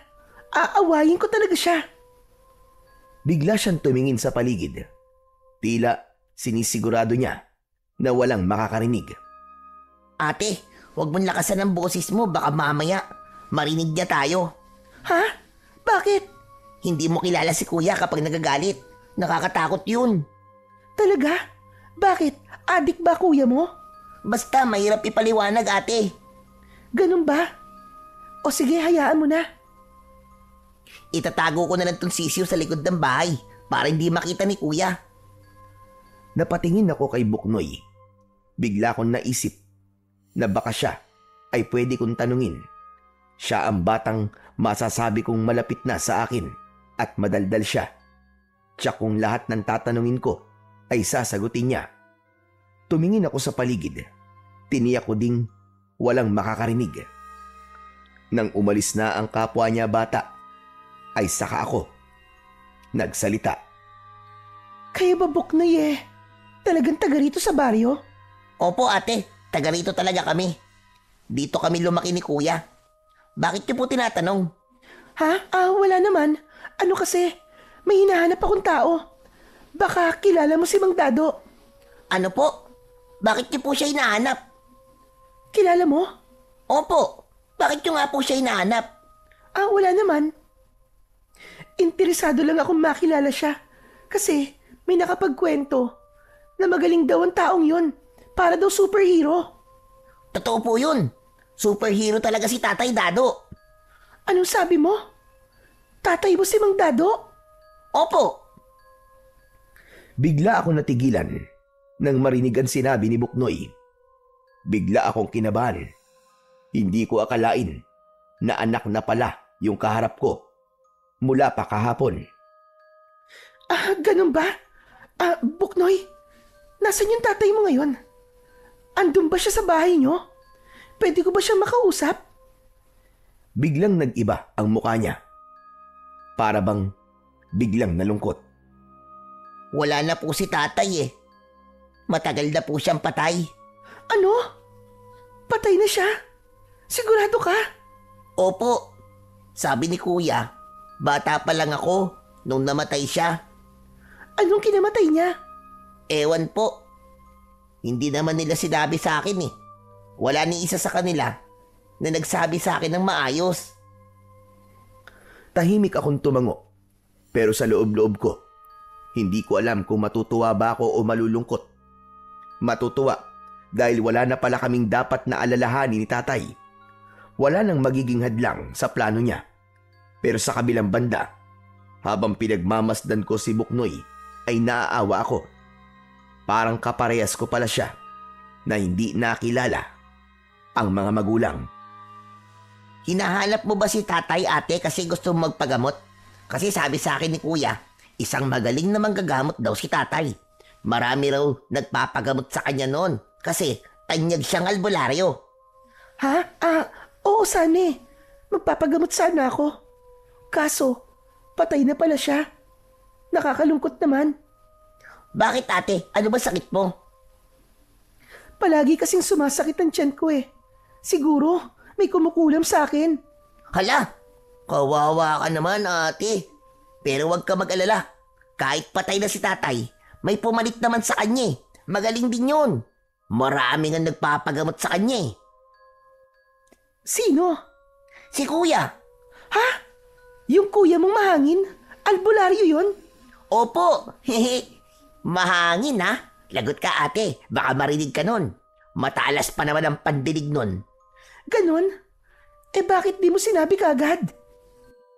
Bago pa makasagot si Buknoy, ay biglang lumitaw sa harap namin si Jericho. Seryoso ang kanyang muka at parang galit. Nagkatinginan kami ng bata. Parang sinasabi ng kanyang mga mata, Nalagot ako sa kuya niya. Ano na naman yung hawak mo, ha, Buknoy? Di ba sinabi ko na sa'yo kahapon na ayoko ng itim na sisiw na yan? Bakit ba ang kulit mo? Kuya, sisiw lang naman to eh. Pabayaan mo na ako. Gusto ko lang naman talagang mag-alaga ng manok eh. Akin na nga yan. Inagaw ng binatang yon ang ibinigay kong sisiw sa kanyang kapatid. Hindi ako nakaimik. Pinagmasdan ko lang silang dalawa. Nang maagaw niya ang sisiw sa bata, ay maras niyang ibinalik ito sa akin. Bakit nagtitinda ka ng itim na sisiw, ha? Ilan na naibenta mong ganito sa baryo? Ha? Bakit mo tinatanong? Tinatanong kita ng maayos. Huwag mo akong sagutin ng tanong din. Oo. May iba pa ako na pagbentahan. Yung mga bata na gusto ng itim na sisiw. Anak ng... lagot na. Anong lagot na? Buknoy, pumasok ka muna sa loob. May kailangan lang kaming pag-usapan. Tahimik na naglakad palayo si Buknoy. Hanggang sa kaming dalawa na lang ni Jericho ang nasa labas. Ako naman ay pilit na ginawang formal ang aking anyo. Wala naman kasi akong alam kung bakit nagagalit ang binatang yon sa mga paninda kong sisiw. Magsabi ka nga. Anong plano mo sa baryo namin, ha? Natahimik akong lalo nang sabihin niya ang tanong ko na yon. Pakiramdam ko ay may alam na siya. Natakot ako para sa sarili ko. Naisip ko na kung katulad ito ng kanyang ama, marahil ay pwede akong matulad sa ginawa nila sa mga magulang ko. Agad akong nagmasid sa paligid. Naghanap ng matatakasan. Anong plano yung sinasabi mo? Nagtitinda lang naman ako dito, ha? Ano bang problema mo? Anong problema ko? Hindi ko gusto ang mga paninda mong sisiw. Halika, samahan mo akong hanapin yung iba pang naibenta mo na. Kailangan nating makuha ang lahat ng yun at patayin. Bigla niyang hinawakan ng kamay ko at maigpit niya itong hinawakan. Aray! Teka nga, nasasaktan ako. Ano ba? Bitiwan mo nga ako! Tumingin siya sa akin. Mas naging seryoso ang kanyang muka. Matalim na din ang kanyang mga tingin. Pero hindi ako magpapatalo. Ano ba? Sinabi ng bitiwan mo ako eh! Hindi kita bibitawan hanggat hindi natin nakukuha lahat ng mga itim na sisiw. Halika! Samahan mo ako! Eh ano ngayon?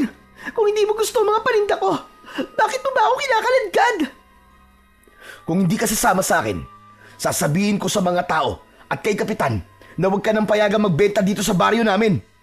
At bakit naman? Ano ba kasi problema mo sa mga sisiw ko? Hindi mo alam? Siyempre hindi. Ano ba dapat ko malaman, ha? Eh sisiw lang naman ang mga yon. Magaling. Mahusay kang umarte, ha? Kunwari wala kang alam. Pero may masama na palang binabalak sa amin. Booking na kita. Kaya itigil mo na. Hindi ka magtatagumpay hanggat buhay ako. Teka, ano ba sinasabi mo?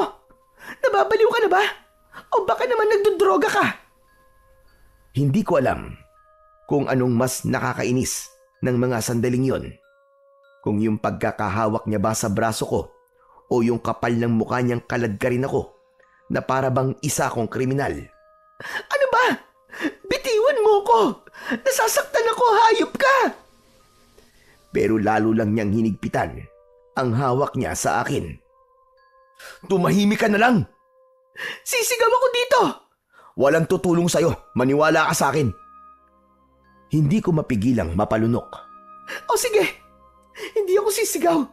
Pero sabihin mo muna sa akin kung ano ang problema mo sa mga sisiw ko. Huwag ka nga magpanggap. Booking ka na nga eh. Bigla akong kinilabutan nang titigan niya ako muli. Natigilan ako. Hindi na ako nakatanggi nang hinila niya ako palayo sa pwesto ko. Naglakad kaming dalawa. Yung mga tao, nakatingin lang sila sa amin. Ni walang pumipigil o nagtatanong. Doon ko napagtanto na tama siya nang sabihin niyang walang tutulong sa akin kahit na humingi pa ako ng tulong. Jericho, ano ba? Saan mo ba ako dadalhin? Bakit walang mga bahay dito? Bitiwan mo nga ako!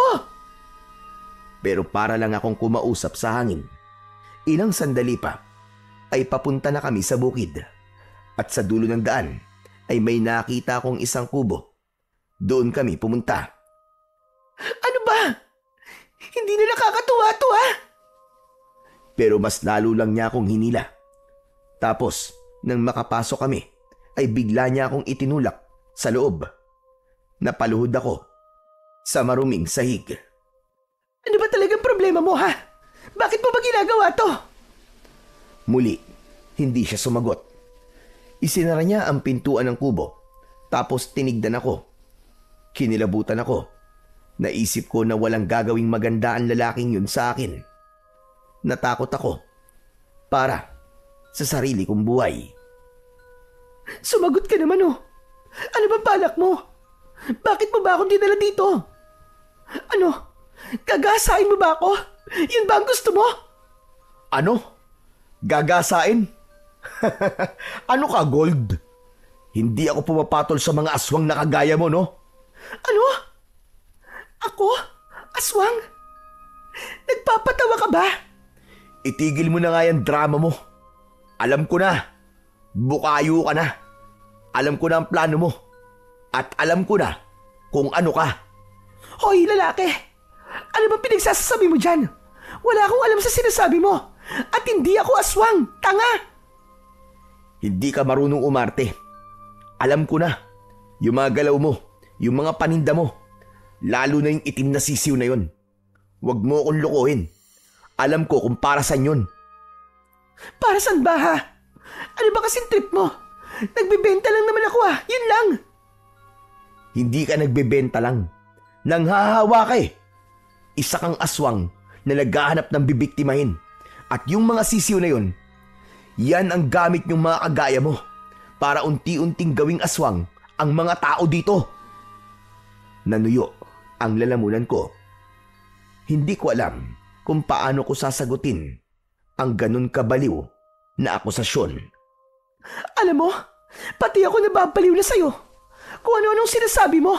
Saka hindi ako aswang. Excuse me. Hindi mo ako mauuto.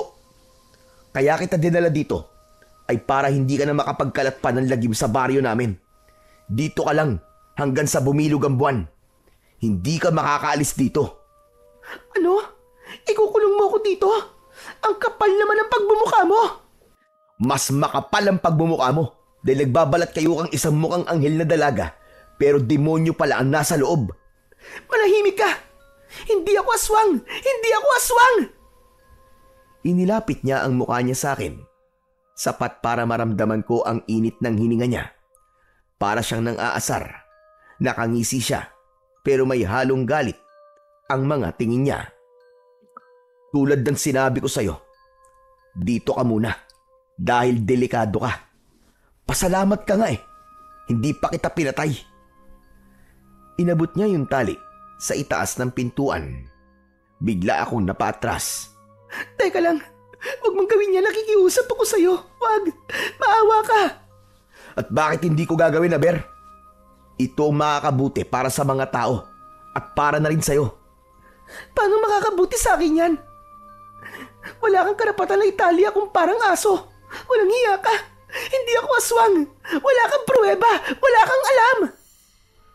Muli siyang ngumisi na para bang mas marami siyang alam na hindi ko alam tungkol sa sarili ko. Gusto mo ng ebidensya? Lumayo siya sa akin. Tapos ay dahan-dahan niyang itinaas ang laylayan ng suot niyang t-shirt. Natigilan ako. Napalunok ako. Akala ko kung ano ang gagawin niya. Nang tuluyan niya ng mahubad ito, ay nakita kong may suot siyang kwintas na may malaking krusipiho bilang palamuti. Maya-maya pa ay lumapit siya sa akin. Tapos ay inalis niya ang kwintas at idinikit yun sa akin dibdib. Bigla ako napasigaw. Mainit yung kwintas. Para akong pinapaso. Masakit. Sobrang sakit na halos hindi ko matiis. Nanlaki ang mga mata ko. Nahihirapan na rin akong huminga. Teka, sandali. Sandali. Sumunod ay nakaramdam ako ng hilo Yung tipong parang umiikot na ang buong paligid ko. Hindi ako makagalaw. Hindi ko maiangat maski ang isang daliri ko sa kamay. Nanigas ako hanggang sa naramdaman kong parang hinihigop nito ang lahat ng lakas ko. Tama na! Tama na! Lalong uminit yung krusipiyo hanggang sa huli. Nandilim na ang paningin ko. Ngunit bago pa ako tuluyang mawalan ng malay at bumagsak, naramdaman kong may mga bisig na sumalo sa akin. At pagkatapos nun, wala na. Tuluyan nang nag-blackout ang mundo ko. Pagdilat ng mga mata ko, nakita kong madilim na ang paligid. Walang ilaw kahit saan. Hindi ko alam kung anong oras na. Pero alam ko na gabi na. May tao ba dyan? Tulong! Tulungan niyo ako! Saklolo! Walang sumagot. Bigla kong naramdaman ang mga braso ko. May nakapulupot na tali. Napailing ako. At talagang tinali ako ng buwisit na yon. Hayop! Hayop! Gumalaw ako. Sinubukan kong tanggalin ang pagkakagapos, pero nabigo ako. Dahan-dahan kong kinapaan sarili ko. Nag-alala ko na baka meron siyang ginawang masama sa akin. Pero nang makapakong may suot akong damit at wala namang masakit sa akin maliban sa ulo at labis na panghihina. Tapos ay naalala ko pa ang sinabi niyang hindi siya pumapatol sa mga kagaya kong aswang. Natawa ako at napailing. Ako? Aswang? Baliw talaga! Lumakas ang tawa ko, pero ilang sandali ang nakalipas, bigla ako natigilan. Naalala ko kasi ang panaginip ko. Yung panaginip kung saan ipinakita sa akin kung paano namatay ang mga magulang ko. At sa panaginip na yon, hindi sila mga tao kundi mga aswang.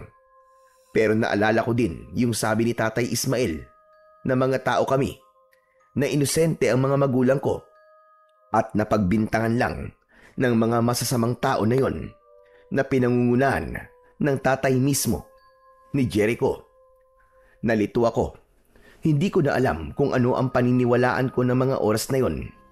Biglang kumirot ang ulo ko at muli akong napapikit. Maya-maya pa, may narinig akong mahinang tunog mula sa labas. Bigla akong napamulagat. Parang may mahihinang mga yapak na papalapit. Napalunok ako. Ilang segundo, biglang may malakas na liwanag na pumasok sa mga siwang ng pintuan. Bumukas ang pinto. Iniluwa nito si Jericho. May isang malaking flashlight. Hindi siya umiimik. Diretso lang siyang pumasok na para bang wala ako doon at hindi niya nakikita. Isinabit niya sa itaas ng kubo ang flashlight at sapat na ang ilaw noon para maliwanagan ang loob ng kubo.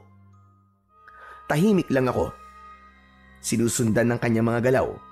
Nakatingin ako sa kanya ng masama at puno ng pagkasuklam.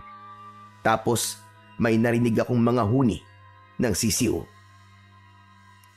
Dinala ko dito yung mga paninda mo. Pero mamaya na natin pag-uusapan ang tungkol sa kanila. May dala akong pagkain.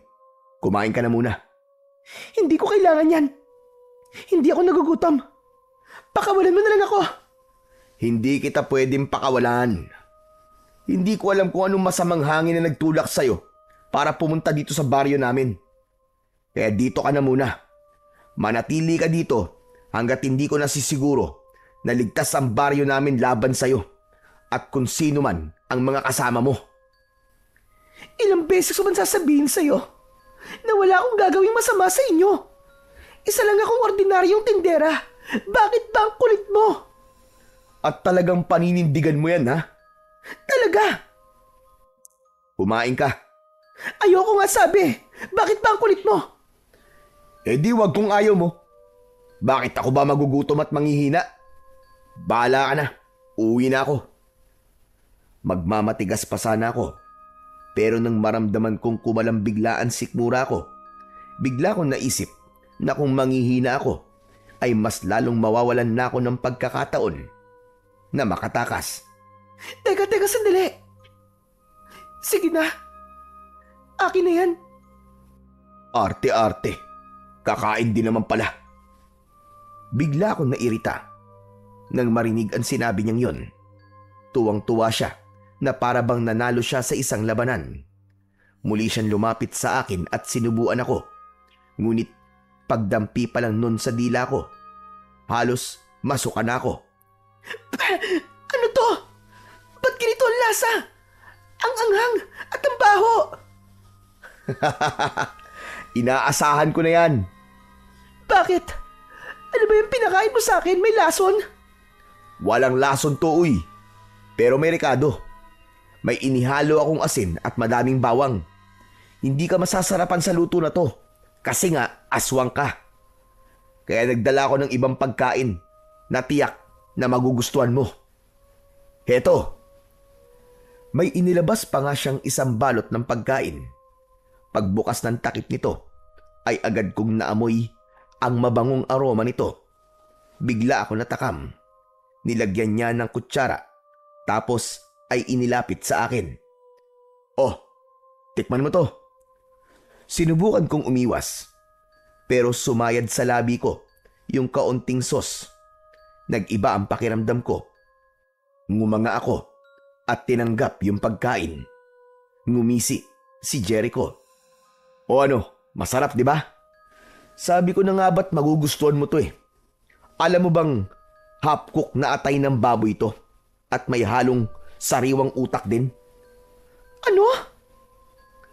Sinubukan kong idura yung inunguya kong pagkain, pero panay lang ang tawa ng lalaking nasa harap ko. Sus, kunwari ka pa. Nagustuhan mo nga eh. Bakit iniluluwa mo ng pilit? Sabi ko naman sa'yo eh, aswang ka eh. Talaga bang hindi mo alam? O nagkukunwari ka lang? Hindi ko alam. Ewan ko kung ano na ang paniniwalaan ko. Kung aswang ako, totoo yung nasa panaginip ko. Na isa nga talaga akong aswang. Ano bang panaginip yon? Wala. Hindi mo na dapat malaman. O siya, sige na. Aswang na akong aswang. Patayin mo na ako kung yun ang gusto mong gawin. Sige na.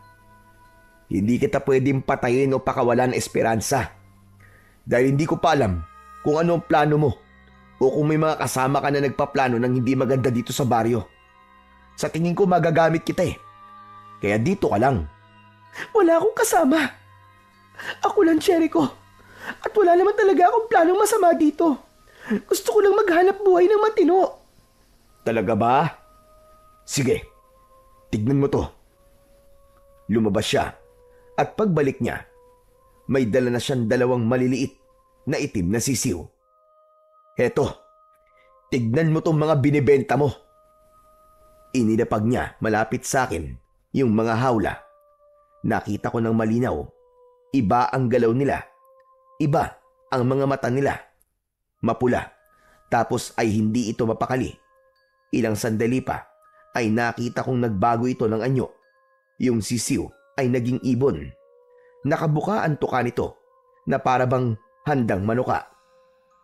Ang mga ibon na to ay ginagamit ng mga mangkukulam para gumawa ng aswang. Ngayon sabihin mo sa akin na wala ka talagang alam. Wala.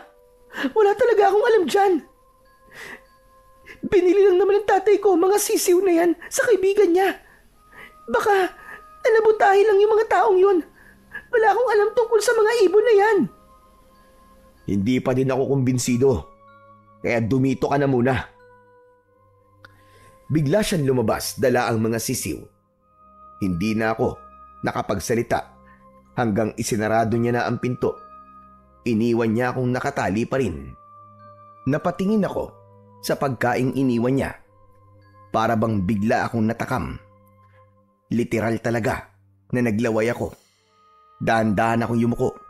Tapos kinain ko yun gamit ang bibig ko dahil nakatali pa rin ang mga kamay ko. Pagkaubos ko nito ay parang hindi ako nakaramdam ng pagkabusog. Sa halip, parang mas lalo pa akong nagutom. Maya-maya pa, biglang uminit ang katawan ko para akong lalagnatin at ilang segundo pa, hindi na normal ang boses na lumalabas sa bibig ko. Naging mababang ungol na ito na para bang galing sa isang mabangis na hayop. Kinabahan ako. Napatingin ako sa mga braso ko at nanlaki ang mga mata ko nang makita kong may tumutubong maitim na balahibo. Pati binti ko, unti-unti na ding nagbabago. Doon ako biglang natahimik. Napatunayan kong totoo nga na aswang ako. Totoo yung panaginip ko at totoo lahat ng mga sinabi ni Jericho. Biglang tumulo ang luha ko. Hindi ko na napigilan. Sinubukan kong tumakas. Ginamit ko ang lakas ko para pigtasin ang tali. Pero sadyang matibay yun. Hindi ito ordinaryong tali lang. Para bang nilagyan ito ng mahika. Bakit wala akong alam? Bakit ngayon ko lang nalaman to? Nainis ako at natakot. Buong buhay ko, pinaniwala ako ni Tatay Ismael na normal ako. Minsan ko pangang hiniling sa kanya na gawin niya akong aswang, pero tumanggi pa siya, kaya mas lalo ako nalito. Marami akong tanong na alam kong si Tatay Ismael lang ang makakasagot. Sinubukan ko pa ulit na kalasin yung tali, pero nabigo pa rin akong makatakas. Kinabukasan, nagising ako sa mahinang tapik sa balikat ko. Pagmulat ko ng aking mga mata, ay nakita ko ang binatang si Jericho. Bigla akong napatingin sa mga braso at binti ko at para akong nabunutan ng tinik nang makitang wala na ang mga balahibo. Mabuti naman at gising ka na. Ang hirap mong gisingin. Ang sarap ng tulog mo. Hindi ako sumagot. Hindi ko siya matignan. Nahihiya ako at kinakabahan. Parang gusto ko na talagang lumubog sa lupa ng mga sandaling yon. Pero may dala siyang pagkain para sa akin. Inilapag niya yon sa harap ko na para bang walang nangyari kagabi. Maaliwalas ang mukha niya at tumatawa pa. Inayos niya ang pagkain. Tapos ay nagtangka siyang subuan ako ulit. Pero umiwas ako at hindi na nakatiis na magsalita. Bakit mo ginagawa to? Kaaway mo ako, di ba? Bakit ka pa nag-aabala na pakainin ako? Pwede mo naman akong pabayaan dito eh. Hayaan mo na lang ako mamatay sa gutom para wala ka ng problema. Hindi ko pwedeng gawin yon. At bakit hindi? Kasi kailangan mo pa ako. O kaya naman, ay iniisip mo pa kung paano ako papatayin? Hindi kita pwedeng patayin ng basta-basta. Hindi ako basta-basta nang huhusga kung kalaban ka o hindi. Pinag-aaralan ko pa kung dapat ka ba talagang mamatay o hindi. Ganon? Pero bakit? Natutunan ko kasi yun sa tatay ko. Ang sabi niya, wag ako basta-basta manghuhusga, maski pa kaaway. Natutunan mo sa tatay mo si Mandado? Teka, kilala mo ang tatay ko? Oo, kasi siya ang pumatay sa mga magulang ko. Yun ang nakita ko sa panaginip ko. Pinatay niya sila na walang pakundangan. Sina Ronald at Fe, ang mga magulang ko. Teka, natatandaan ko sila. Sila yung sinunog ng mga aswang noon. Oo, tama. Pinatay sila at sinunog. Walang awa ang tatay mo. Pumatay siya ng mga inosente. Nagkakamali ka. Pinatay sila dahil masasama silang mga aswang. Nambibiktima sila ng mga tao. Pumapatay. At kabilang sa pinatay nila at kinain ay ang kapatid ko. Ang kapatid namin ni Buknoy. Sanggol pa lang ito ng biktimahin ng tatay mo. Hindi. Hindi totoo yan. Mahina, pero diretso kong sinabi. Kahit nanginginig ang boses ko, pilit kong pinanindigan ang mga sinasabi ko. Totoo yun. Dahil ako mismo, Esperanza, ang nakakita sa tatay mo. Siya ang tumangay sa kapatid ko. Wala akong masabi sa pagkakataong yun. Para akong pinagbagsakan ng langit at lupa sa mga sinabi niya.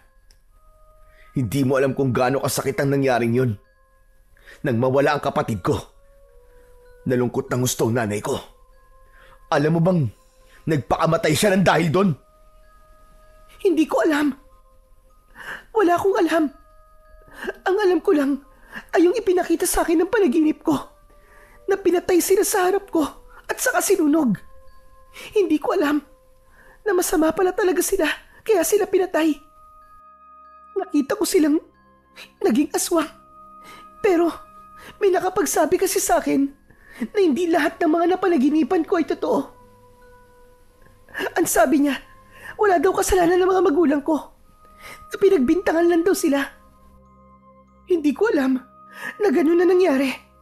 Ang sabi lang kasi sa akin, inosente daw sila. Hindi ko na alam kung ano ang totoo.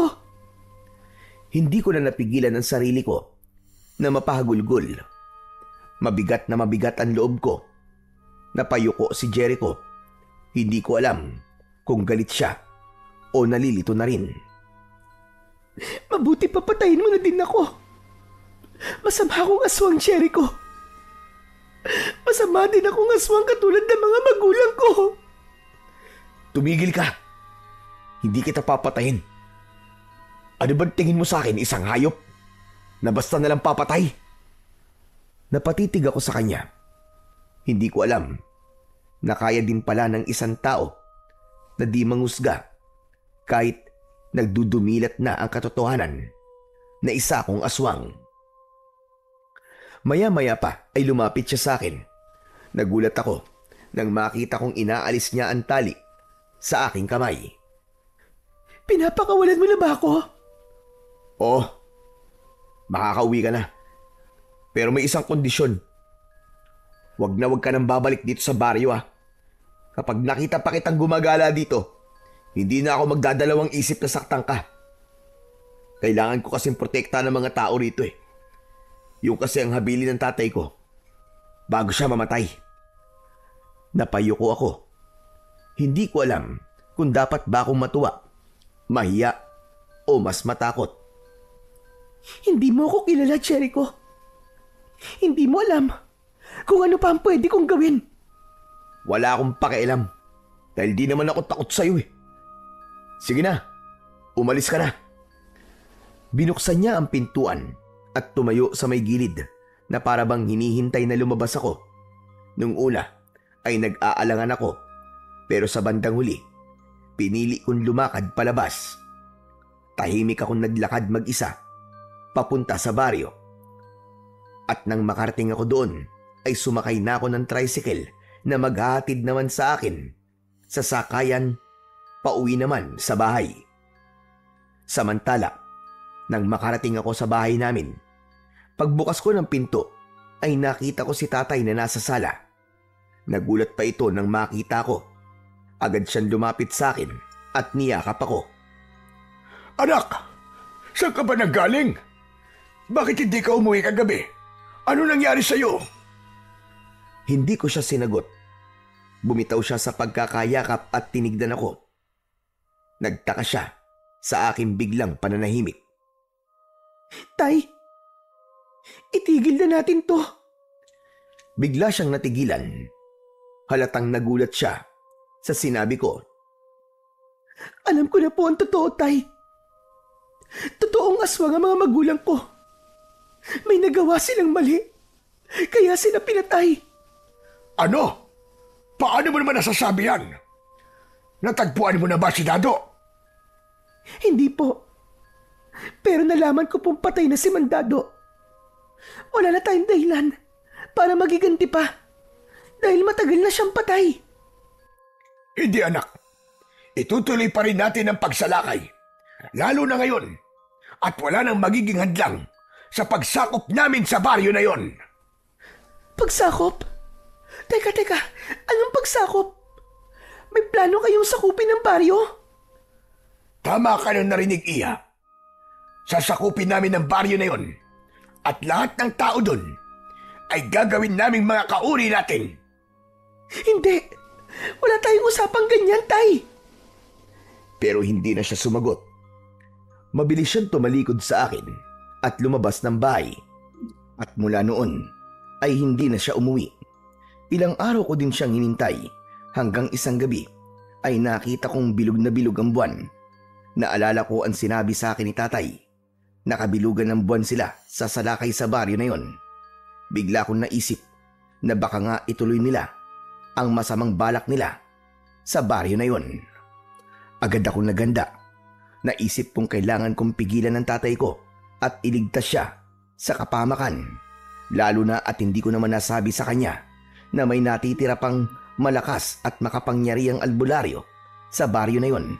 At kailangan ko ding iligtas ang mga inosenteng tao na wala namang kinalaman sa pinaglalaban namin ni tatay.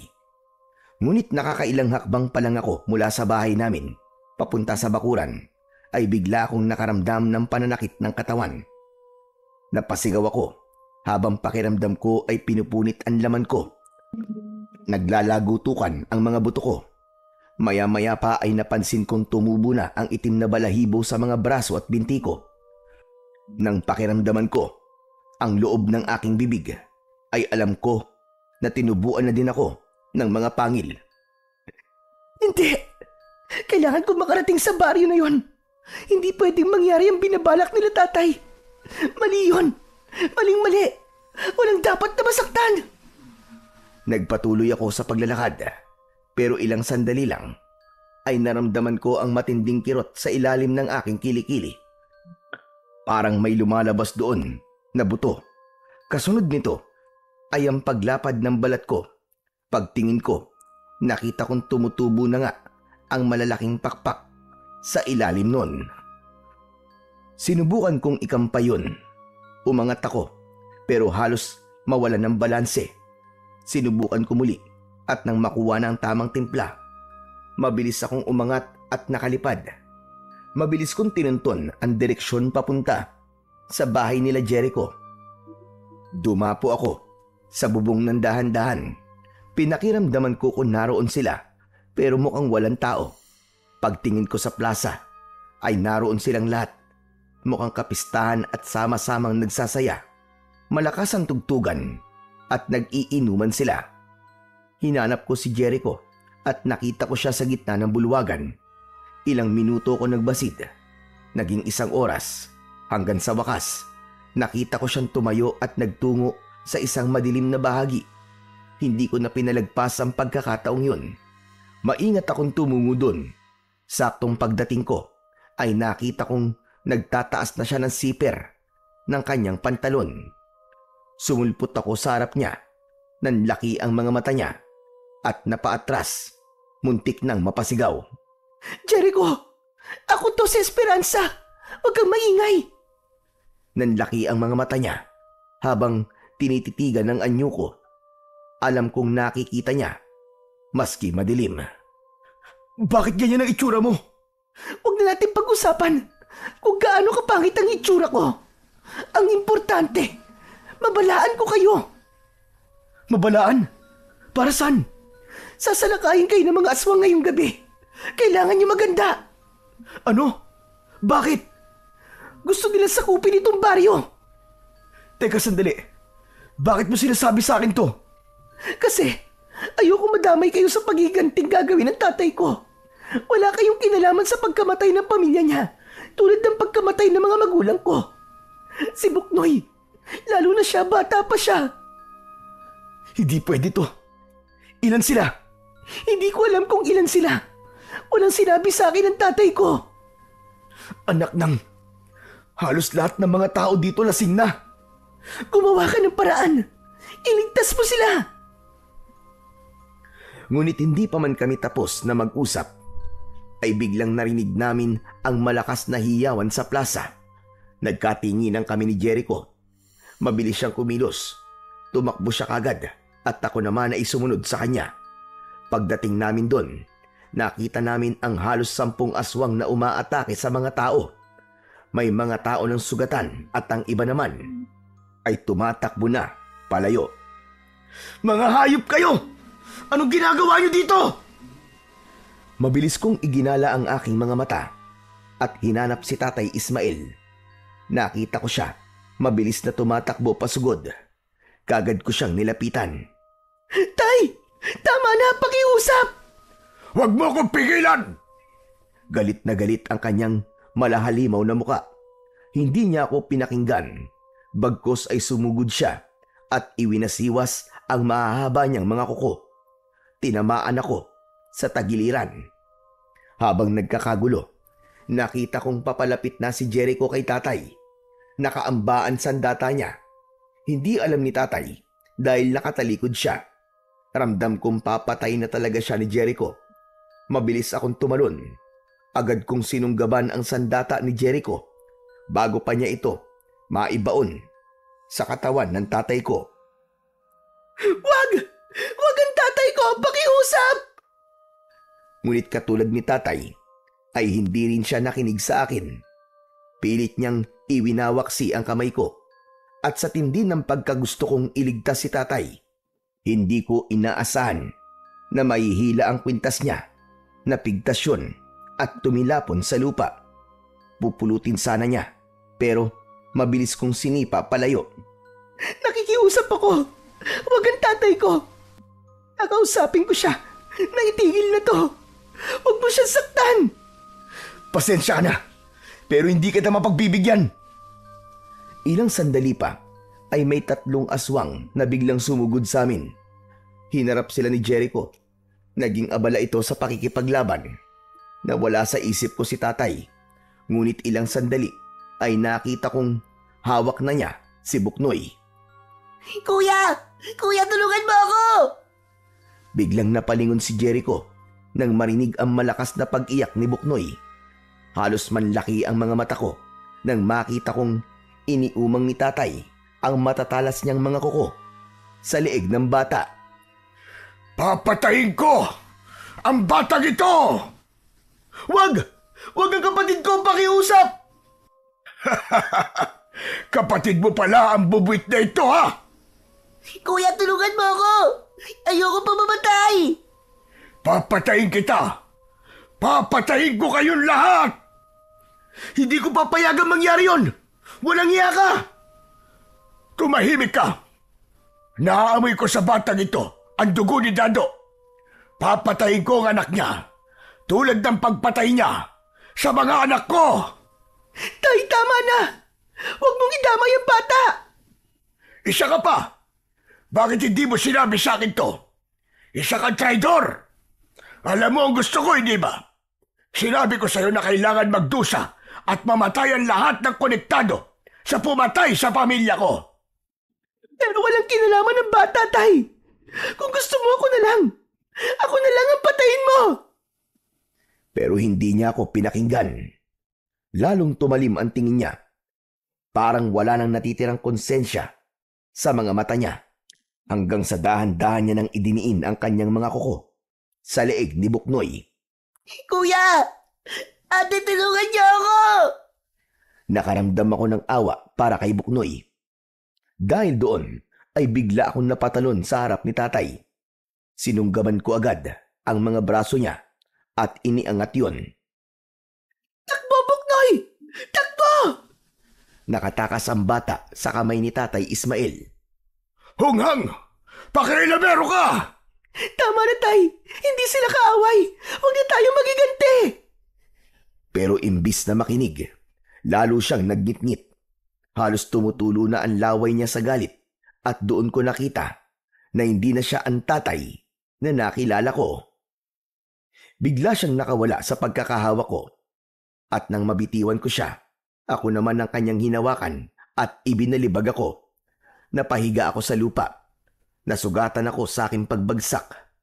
Tumulo ang itim na dugo ko sa lupa. Hindi ko kailangan ng opinyon mo. Hindi kita anak. Hindi ka karapat dapat magsabi sa akin ng kung ano ang dapat kong gawin. Mga salot talaga kayong mga aswang kayo! Humanda ka! Hindi ko papayagan ng anumang plano nyo dito sa baryo namin! Nagbanggaan sila. Lakas laban sa lakas. Kapangyarihan laban sa kapangyarihan. Si Jericho, inilabas niya ang isa pang agimat at isinuot yun sa kanyang leeg. Nagliliwanag ang palamuti nito. Hugis at sulok ito. Kilala ko ang agimat na yon. Ang Tres Pico Roma. Inipon ko ang lakas ko. Pinilit kong tumayo. Nagawa ko yon kahit nanginginig ng gusto ang mga tuhod ko. Tay, pakiusap, tama na! At buhay ka pa pala! Ano? Hindi na kita kailangan! Isa kang traidor! Wala kang utang na loob! Bigla niya akong sinugod at itatarak sana niya muli ang matatalas na kuko. Pero naunahan ko siya. Nasaksak ko siya sa dibdib, gamit din ang aking mga kuko. Walang hiya ka! Traidor ka! Patawarin mo ako, Tay! Patawad! Napaatras ako at muling natumba. Hindi na ako makakilos sa pagkakataong yun. Hinang-hina. Para akong nadikit sa lupa.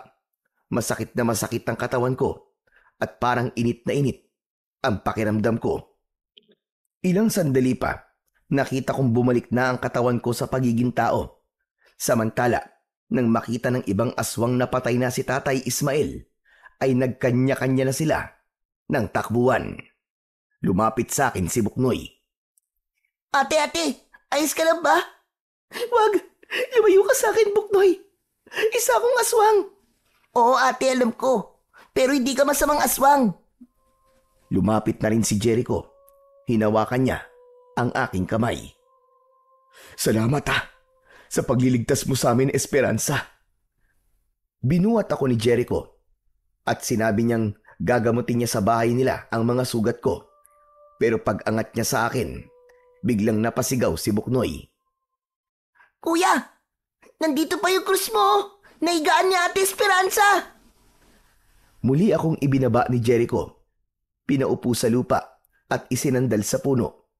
Kinuha niya ang kwintas tapos ay napatingin sa akin. Napansin niyang pula na ang dugon lumalabas sa aking mga sugat. Ano? Isang himala to. Anong himala? Esperanza, tignan mo. Tao ka na. Nilinis ng krus na to ang dugo mo. Jericho, totoo ba to? Totoo. Wala nang sumpa.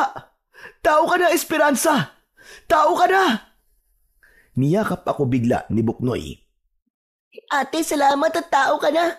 Salamat din sa pagliligtas mo sa akin. Wala yun, Buknoy. Pinili ko lang kung ano ang tama. Wala kang kasalanan. Hindi ikaw ang dapat na magdusa sa ginawa ng tatay mo sa aming pamilya. Dahil hindi kasalanan ng anak ang ginawang kasalanan ng mga magulang niya. Mabuti. At pinili mo maging mabuti, Esperanza. Salamat at natapos na to. Halika, doon ka muna sa bahay at gagamutin ko mga sugat mo. Nang nasa bahay na kami, ay agad niyang ginamot ang mga sugat ko. Pero nang matapos, bigla niyang inabot sa akin ang kwintas na napigtas ko. Sa'yo na. Ano? Pero agimat mo to, di ba? Sa'yo na. Nagligtas ka ng maraming tao ngayong gabi. Karapat dapat kang magsuot niyan. Natulala ako at napangiti. Sinuot niya ang kwintas sa leeg ko. Pagkadikit nito sa balat ko, ni hindi ako nakaramdam ng kahit na anong sakit. Doon ko naramdaman ang tunay na kalayaan. Nawala ng sumpa. Sa nangyaring yon, marami akong natutunan. Hindi perpekto ang tao o kahit ang nilalang na tulad ko. Lahat nagkakamali at may kapalit ang bawat pagkakamali. Tulad ng mga magulang ko na nalunod sa katakawan ng laman at si Tatay Ismael naman ay sa paghihiganti at kamatayan nila ang naging kabayaran. At ang pinakahuli, ang sinumang pipili ng kabutihan, sila ang tunay na maliligtas. Ako ang dapat na magpasalamat sa inyo, Buknoy, Jericho. Na dahil sa inyo, makakapagsimula na ako ulit. Tama ang sinabi kong yun. Makakapagsimula na ako ulit nang walang kasinungalingan. At sa wakas, mamumuhay na din ako hindi bilang isang aswang, hindi bilang anak ng isang mapaghiganting nilalang, kundi bilang isang babaeng pinili ang kabutihan at pinili ng Diyos na bigyan ng pangalawang pagkakataon. Samantala, pagkaraan ng lahat ng nangyari ay nagpasya akong lumayo. Umalis na din ako sa bahay ni Tatay Ismael at namuhay sa isang baryo na walang nakakakilala sa akin. At ito ay ang baryo kung saan ako ngayon nakatira. Dito ako natutong mabuhay ng normal, natutong makihalubilo, at dito na rin ako nakapangasawa. Sa ngayon, may 2 na akong anak. Minsan, kapag tahimik ang gabi, inilalabas ko ang agimat na krus na bigay sa akin ni Jericho. Ito na lamang ang naiwang alaala ko sa kanya at kay Buknoy. At ito rin ang palaging nagpapaalala sa akin na palaging piliin ang tama at kabutihan.